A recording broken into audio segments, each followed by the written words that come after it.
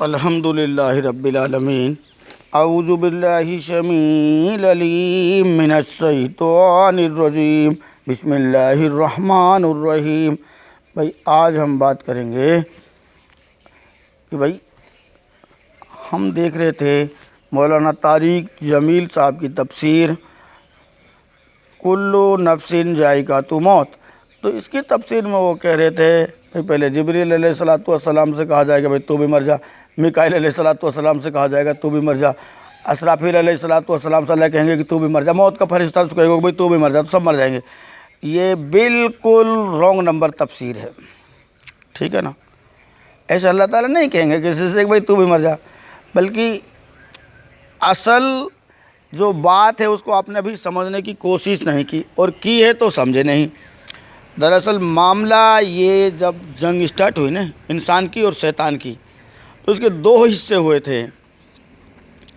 जैसे हर मैदान में दो हिस्से होते हैं, मान लें क्रिकेट का मैदान, उसमें दो हिस्से होते हैं, कबड्डी का मैदान है उसमें दो हिस्से, दो टीमें होती हैं। तो ये दो टीमें हैं लड़ने के लिए। तो मेरे भाई अब इसमें देखो सबका धीरे धीरे नंबर आएगा, किसमें, कबड्डी मेलने के लिए या बैटिंग करने के लिए, सीधी सी बात है।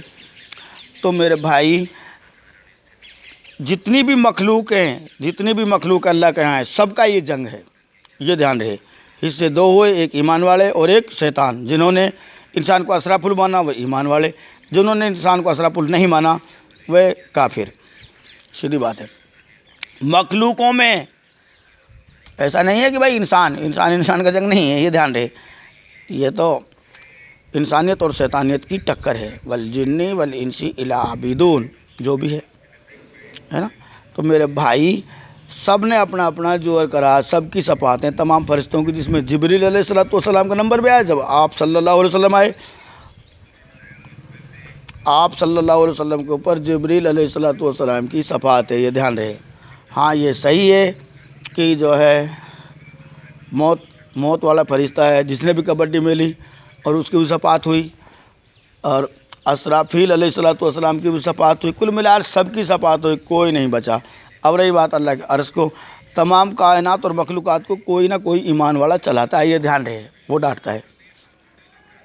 तो जब कोई नहीं रहेगा ना, कोई नहीं रहेगा कबड्डी मेलने के लिए, ठीक है ना, तो उसके बाद में क़यामत का पहला सूर फूंका जाएगा, और फिर मकाम महमूद जो दुआ कबूल है वो चलेगी।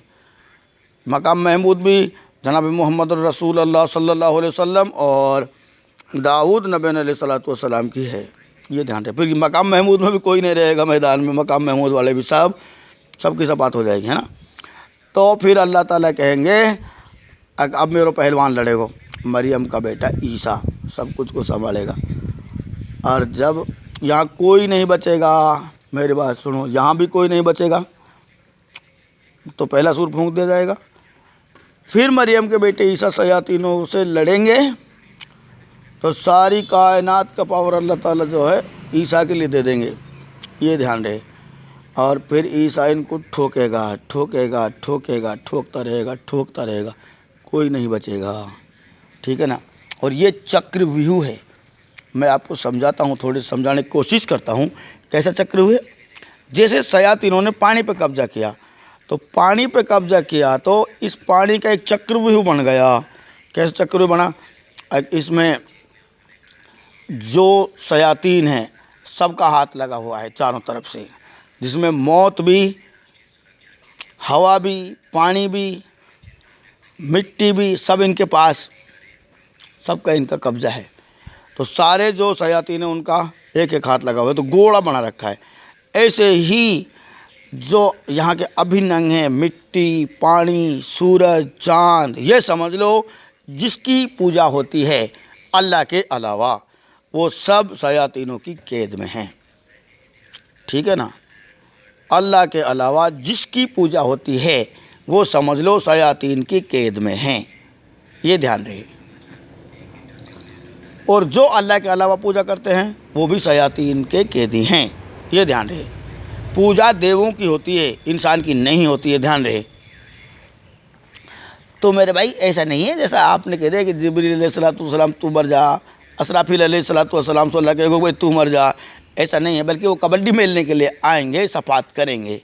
और फिर अब ये तो मुझे पता नहीं उनको मौत आती है या भाई सफ़ात पूरी होने के बाद वापस जा बैठते हैं। मौत ही मानो, मौत ही आ जाती है, चलो कोई ना। तो फिर उसके बाद जब ये सब पीटेंगे ना सबको, फिर चक्रव्यूह जैसे टूटेगा सारा चक्रव्यूह। ये चक्रव्यूह है, चक्रव्यूह। जैसे सारा शयातीनों का हवा पे भी कब्जा है, पानी पे भी कब्जा है, मिट्टी पे भी, सब सारा कब्जा टूट जाएगा। फिर मौत को भी मौत आ जाएगी, मौत पे भी सबन का ही कब्जा है भाई। वफ़ीहा बादल मौत, मौत को मौत आ जाएगी, ठीक है। और तो जब मौत को मौत आएगी तो जो मरे हुए हैं ना वह खड़े होने शुरू हो जाएंगे। जब पवित्र प्रजा की शक्ति टूटते टूटते समाप्त हो जाएगी तो ये बातें होंगी। कौन सी बातें?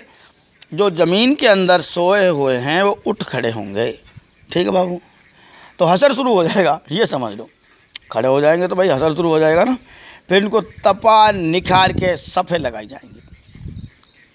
और जब खुअट ना रहेगी ना, खुअट ना रहेगी तो जीत का बिगुल बच जाएगा। वन्नुफ़ीक़ फ़ी सूरी फ़इज़ा हुम मिनल अजदासी इला रब्बिहिम यनसिलून। रहमान सूर को फूंकने के लिए कहेंगे तब जब कोई भी शयातीन नहीं रहेगा, ये ध्यान रहे। हाँ, तब कहा जाएगा। कब कहा जाएगा? जब कोई भी शयातीन नहीं रहेगा। तो फिर हर नफ्स टूटेगी। जब चलेगा वो वकुल्लु नफ्सिन जायकातुल मौत, तो हर नफस टूटेगी और इंसान भी उसी कंडीशन में आ जाएगा जिस कंडीशन में दादा आदम नबी अलैहिस्सलाम के डालने से पहले था, ये ध्यान रहे।